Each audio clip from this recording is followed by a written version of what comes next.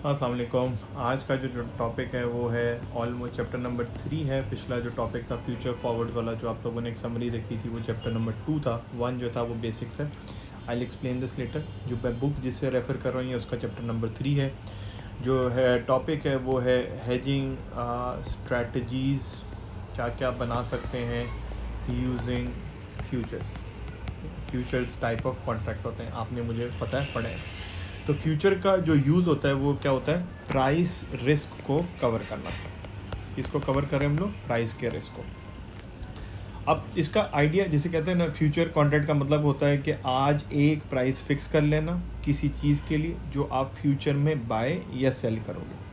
तो अगर आप इसको थोड़ा सा एक इसकी एग्जांपल देख लो कि फॉर एग्जांपल हम लोग कई दफ़ा शादियों की प्लानिंग करते हैं। तो फ़र्ज़ करो दिसंबर में शादी की प्लानिंग है और आपने सोचा है फूल ख़रीदने, और आपको लगता है कि दिसंबर में जो कीमतें हैं ना वो बढ़ जाती हैं। तो आप क्या गए, आप एक माली के पास गए, इंग्लिश में आप कहेंगे आप एक फ्लोरिस्ट के पास गए, और फ्लोरिस्ट से अभी कांटेक्ट कर लेते हैं कि भाई दिसंबर में आपको फ्लावर इस प्राइस में मिलेंगे। तो आपने बेसिकली क्या किया, उस टाइम का क्या रिस्क कवर कर लिया, प्राइस रिस्क को जो है ना वो कवर कर लिया।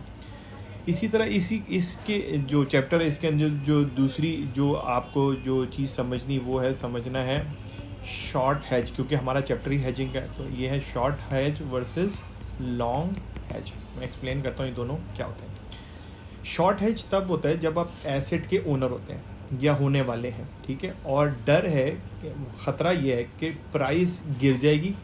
तो आप फ्यूचर मार्केट में क्या करते हैं, फ्यूचर में मतलब टाइम पीरियड के बाद क्या करते हैं, सेल करते हैं। सेल का मतलब क्या होता है, आप फ्यूचर मार्केट में क्या कर रहे हो, उसको शॉर्ट करते हो। तो एक एग्जांपल है, जैसे एक फार्मर है, उसके पास गंदम पड़ी हुई, 3 महीने बाद सेल करेगा। प्राइस गिरने का रिस्क जो है उसका, उसको कवर करने के लिए वो क्या करेगा, शॉर्ट हेज करेगा। ठीक हो गया। दूसरी चीज़ है लॉन्ग हेज। लॉन्ग हेज में क्या है, जब आपको ये कोई भी एसेट ख़रीदना है और लगता है कि प्राइस बढ़ जाएगी, तो आप फ्यूचर्स में क्या करते हो, फ्यूचर मार्केट में जाके क्या करते हो, बाय करते हो। तो उस बाय करने को हम क्या कहते हैं, हमने क्या किया, लॉन्ग किया। फॉर एग्जांपल एक बेकरी है, उसको पता है कि आपको जो है ना चीनी ख़रीदनी 6 महीने बाद चाहिए। तो प्राइस बढ़ने का पॉसिबल है कि रिस्क आ जाए, तो आप क्या करें, इस रिस्क को कवर करने के लिए आपने क्या, कौन सी कॉन्ट्रैक्ट किया होगा, लॉन्ग हेज। जो पोजीशन आपने बनाई होगी वो क्या बनाई होगी, लॉन्ग हेज क्रिएट किया होगा अपने लिए। अब क्वेश्चन ये है कि हेजिंग का मकसद क्या है। हेजिंग का मकसद है क्या काम करना है, आपको रिस्क कम करना है, ठीक है। अब हेजिंग का काम प्रॉफिट को मैक्सिमाइज करना नहीं है, बल्कि प्रॉफिट को प्रिडिक्टेबल बनाना। कम करना नहीं है, प्रॉफिट को क्या करना है, प्रिडिक्टेबल बनाना है, ठीक है। तो अगर ऐसा ही है तो सारी कंपनीज हेज क्यों नहीं करती, क्योंकि होता ही है कि इसके 2 रीज़न है, एक प्रैक्टिकल रीज़न है, एक थ्योरी का रीज़न है। थ्योरेटिकल रीज़न ये है कि शेयर होल्डर्स क्या करते हैं कि जब वो रिस्क लेते हैं, ज़ाहिर बात है, तो वो अपना पोर्टफोलियो डाइवर्सिफाई करते हैं। जब वो डाइवर्सिफाई करते हैं तो वो अपना रिस्क खुद मैनेज कर सकते हैं। एक प्रैक्टिकल रीज़न क्या है कि अगर फ़र्ज़ कर लें जो कंपटीशन आपके वो हेज नहीं कर रहे और आप हेज कर रहे हैं, तो आपका हेज कभी कभी आपका रिस्क बढ़ा सकता है। आप कंपेटिटर ने नहीं किया हुआ, आपने किया हुआ है। तो आपकी प्राइस चेंज की वजह से या आपकी पोजीशन प्लस माइनस होने की वजह से आपका प्रॉफिट जो है वो लॉस में जा सकता है। या फ़र्ज़ कर लो अगर एसेट पे गेन हो और हेज पे लॉस हो जाए, तो मैनेजमेंट कहेगी फ़ायदा क्या हुआ सारे काम का, आपने तो क्या कर लिया, मैनेज करके दे दिया, ज़ीरो कर दिया आपने इसका। तो ये इसकी प्रैक्टिकल रीज़न है कि कंपनीज हेज क्यों नहीं करती, मतलब हर वक्त हेज क्यों नहीं खेल रही होती। तो एक तो ये हो गया कि हम हेजिंग क्यों नहीं करते, ठीक है, मतलब what is purpose of hedging क्या है, पर्पज़ ऑफ हेजिंग क्या है, ये अभी हमने डिस्कस किया, थ्योरेटिकल और प्रैक्टिकल। अगली चीज़ जो हमें इस चैप्टर के लिए अंडरस्टैंड करनी है वो एक किस्म का रिस्क होता है, उसे हम कहते हैं बेसिस रिस्क। अब बेसिस रिस्क क्या होता है, बेसिस रिस्क, बेसिस का मतलब होता है spot price minus futures price. ठीक हो गया। स्पॉट प्राइस मतलब आज की प्राइस, फ्यूचर प्राइस का मतलब है फ्यूचर जो टाइम है डिलीवरी है उस वक्त का हमने क्या रेट तय किया हुआ है। तो बेसिस रिस्क क्या होता है, एक्सपायरी करने पर जब हमारा कॉन्ट्रैक्ट ख़त्म हो रहा है, तो जो हमने डिफरेंस सोचा था वो एक्सपेक्टेड वैल्यू से अलग हो जाए, ठीक है। एक एग्जांपल ले लेते हैं, क्रिकेट मैचेस होते हैं। क्रिकेट मैच में आपने डिसाइड किया कि हम भाई 1 हफ्ते बाद क्रिकेट मैच खेलेंगे, और पिच की जो क्वालिटी है ना, आपने ये एज्यूम किया कि जो अभी है ना वही उस वक्त होगी। लेकिन क्या हुआ, एक हफ्ते बाद जब खेलने गए तो पता चला बारिश हो गई है, बारिश हो गई है तो पिच चेंज हो गई है, पिच चेंज हो गई है तो ये क्या हुआ, एक्सपेक्टेड आउटकम डिफरेंट हो गया है उससे जो आपने सोचा हुआ था। तो ये जो अनप्रिडिक्टेबिलिटी है, ये इसको हम कहते हैं क्या है, ये बनता है हमारा बेसिस रिस्क बनता है। ठीक हो गया। इसके बाद जाहिर बात है जब आप रिस्क ले रहे हो तो रिस्क को कवर करने के लिए हमें एक और चीज़ अंडरस्टैंड करते हैं, हम उसको बोलते हैं हेज रेशो। ठीक हो गया। अब हेज रेशो का मतलब है कि आप फ्यूचर मार्केट में कितनी बड़ी पोजीशन ले रहे हैं कि आपका एक्सपोजर ख़त्म हो जाए। ठीक है, तो इसका फार्मूला होता है, फार्मूला हम आगे जाके पढ़ेंगे। और इसके लिए कुछ इन्फॉर्मेशन होती है, जैसे कि हमेशा क्या जितना रिस्क है उतना ही हेज कर लूँ, ये लेना ज़रूरी नहीं होता। तो अगर कोई आपको बंदा बोले कि भाई हेज रेशो जो है ना आपने 1 कर ली, तो 1 का मतलब क्या हो गया कि आपका जितना एक्सपोजर था, जितना भी रिस्क था, आपने पूरा का पूरा उसको हेज कर लिया। इसको हम एक तरह से बोलते हैं ये आपने क्या कर लिया, फुल हेज। ठीक है, कभी कभी हम पार्शियल हेज भी करते हैं, जैसे कहते हैं लेस देन 1। कभी कभी हम ओवर हेज भी करते हैं, मोर देन 1, जितनी पोजीशन थी उससे भी ज़्यादा जो है ना आपने वो हेज ख़रीदा हुआ है, रिस्क को मिनिमाइज करने के लिए ख़रीदा हुआ है।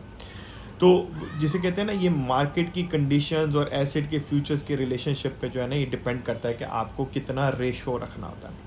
ऑप्टिमल एक रेशो होती है, उसको कहते हैं ऑप्टिमल हेज रेशो। तो वो रेशो, ये वो वैल्यू है जो कि आपके प्राइस रिस्क, मतलब जो प्राइस रिस्क का मतलब है कि जो फ्लक्चुएशन आनी है, मतलब वेरिएंस को मिनिमम करता है। तो इसको हम स्टेटिस्टिकली कैलकुलेट करते हैं कि स्पॉट प्राइस के अंदर कितना चेंज आ रहा है और फ्यूचर प्राइस के अंदर कितना चेंज आ रहा है। तो इसको यूज़ करते हुए हम क्या करते हैं, इसका फॉर्मूला निकालते हैं। वो आगे जब हम जाएंगे तो हम इसको पढ़ेंगे। इसको समझने के लिए आप इसकी एक और एग्जांपल कर सकते हैं कि फ़र्ज़ कर लें आपके घर में एक 100 लीटर का पानी का टैंक है, एक 100 लीटर का पानी का वाटर टैंक है। तो आपने क्या किया, आपको लगता है कि अगले हफ्ते पानी की शॉर्टेज हो जाएगी। तो फुल हेज क्या है इसका, आपने 100 का 100 लीटर बैकअप अरेंज करके रखा हुआ है, जितनी आपकी ज़रूरत है उतना ही आपने ख़रीद के रखा हुआ है। पार्शियल हेज क्या, आपने क्या किया, 100 लीटर के बदले 64 लीटर जो है ना पानी का बैकअप का अरेंजमेंट किया हुआ है। तो ये आप क्या कह सकते हैं 64% या 0.64 आपने इसका हेज लिया हुआ है। ओवर हेज क्या है, 100 लीटर का टैंक है, आपने 150 लीटर का बैकअप अरेंज करके रखा हुआ है, इसको क्या कहेंगे आप लोग, ओवर हेज हुआ है। ठीक है।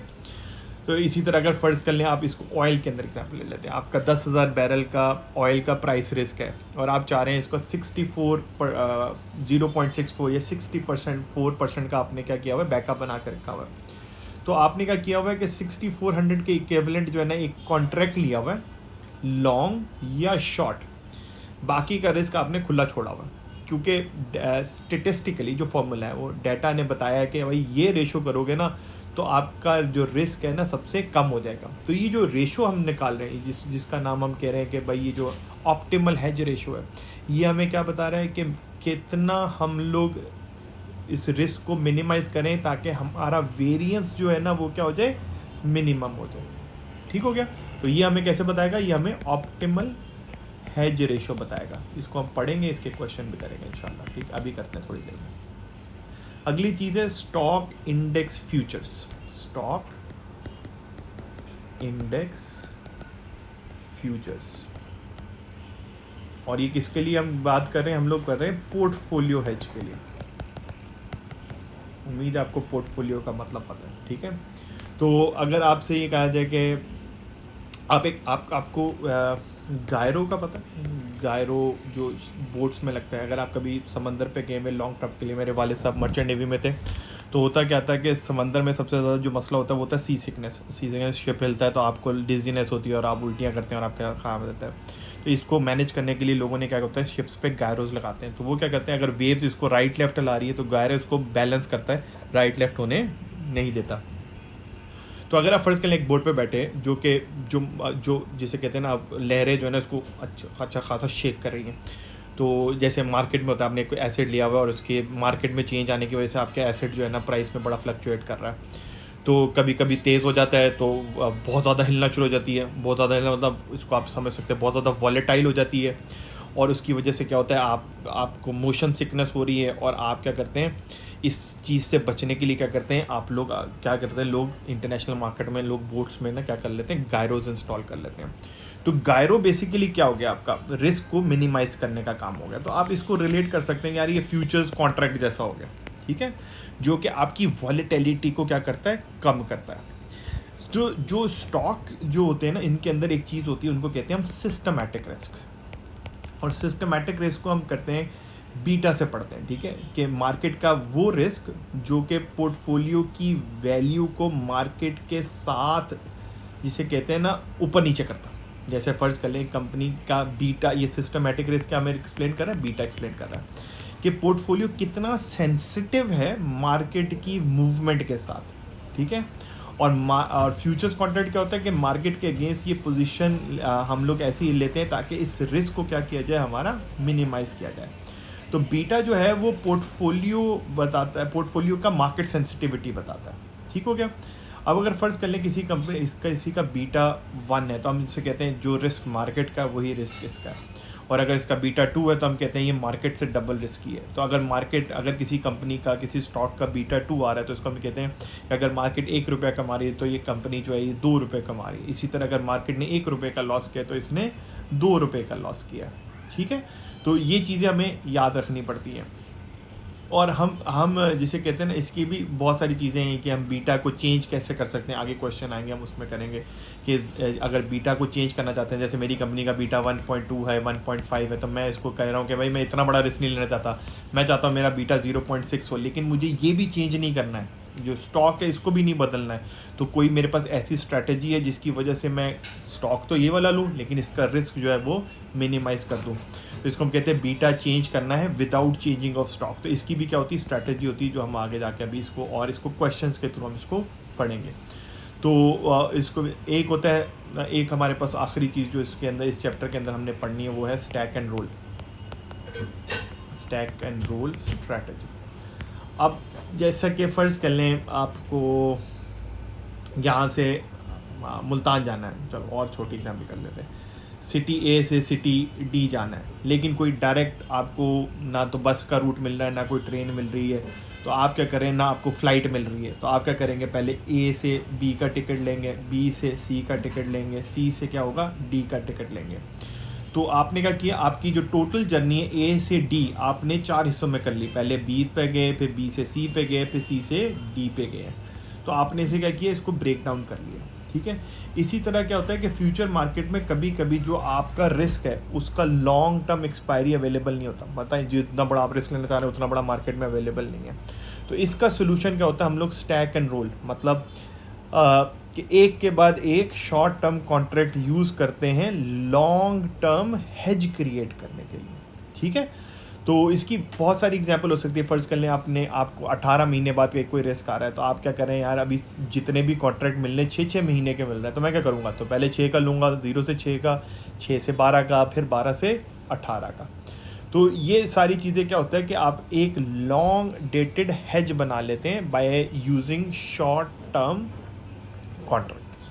ये बेसिकली इस चैप्टर के अंदर जो होने वाले कॉन्सेप्ट्स हैं उनका ओवरव्यू है। आप इनको और डिटेल में पढ़ सकते हैं। जितनी एग्जांपल्स यूज़ हो रही थी मैंने कोशिश की है मैं आपको एग्जांपल्स दे दूं ताकि आप इसको अंडरस्टैंड कर सकें कि इसमें कौन कौन सी टर्मिनोलॉजीज़ यूज़ हो रही हैं। लेकिन again this is base case, इसके ऊपर आप थोड़ा सा और पढ़ेंगे तो आपकी अंडरस्टैंडिंग और बेहतर हो जाएगी। इसके बाद जो हम क्वेश्चंस करने लगे, मैं आपको क्वेश्चंस की तरफ दोबारा करने लगा, उसके लिए मैं आपके साथ नेक्स्ट वीडियो शेयर करने लगा हूँ।